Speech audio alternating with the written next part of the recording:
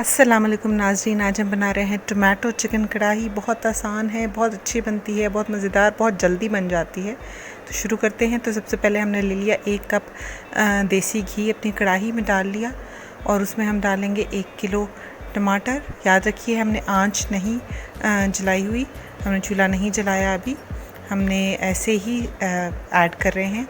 और हमने 1 कप घी लिया है, 1 किलो टमाटर लिए हैं। टमाटर जैसे मर्ज़ी काट लें, कोई हार्ड एंड फास्ट रूल नहीं है इसका कि ऐसे काटने हैं वैसे काटने हैं, जैसे मर्ज़ी काट लें आप, जो बेहतर समझे। 1 चम्मच हमने इसमें डाल दिया है इस नमक, या जैसे जितना आपको पसंद हो। इसमें हमने डाल दिया 1/3 चम्मच हल्दी,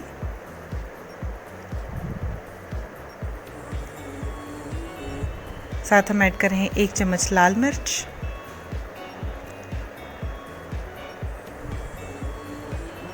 और साथ हमने डाला है जी आधा चम्मच गरम मसाला, पिसा हुआ गरम मसाला हमने ऐड किया है।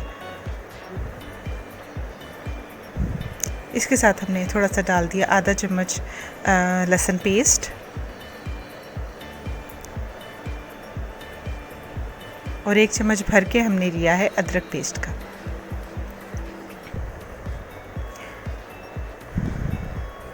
अब इस सबको हम अच्छा सा मिक्स कर लेंगे, थोड़ा सा मसाला जो है ताकि टमाटरों पे थोड़ा सा लग जाए। अब हम इसमें ऐड करेंगे 1 किलो चिकन,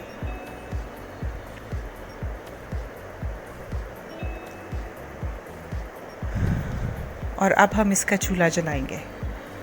इसकी आंच हम मीडियम रखेंगे, लो नहीं रखेंगे वरना बहुत ज़्यादा पानी छोड़ेगा चिकन भी और टमाटर भी।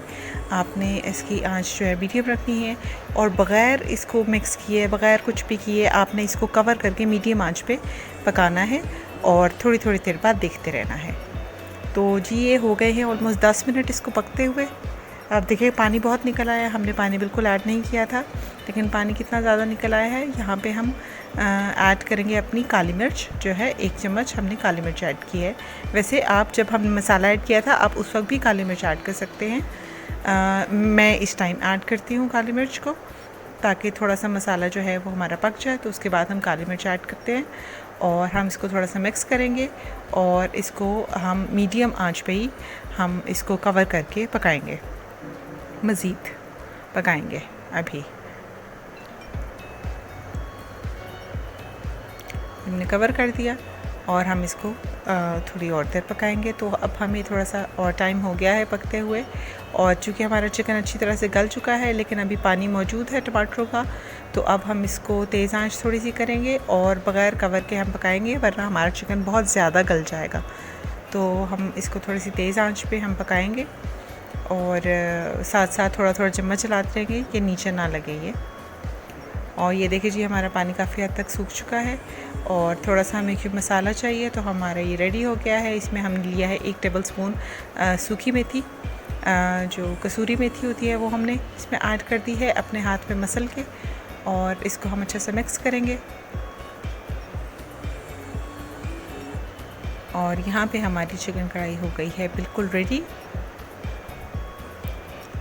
बिल्कुल रेडी है। अब ये कढ़ाई, इसका घी भी निकल आया हुआ है अच्छा सा, और ये इसका मसाला भी मौजूद है, चिकन भी गल चुका है, बिल्कुल ड्राई नहीं होती है ये कढ़ाई। आप चाहें तो मज़ीद पका के इसको ड्राई कर सकते हैं, वो आपकी अपनी मर्ज़ी पे डिपेंड करता है।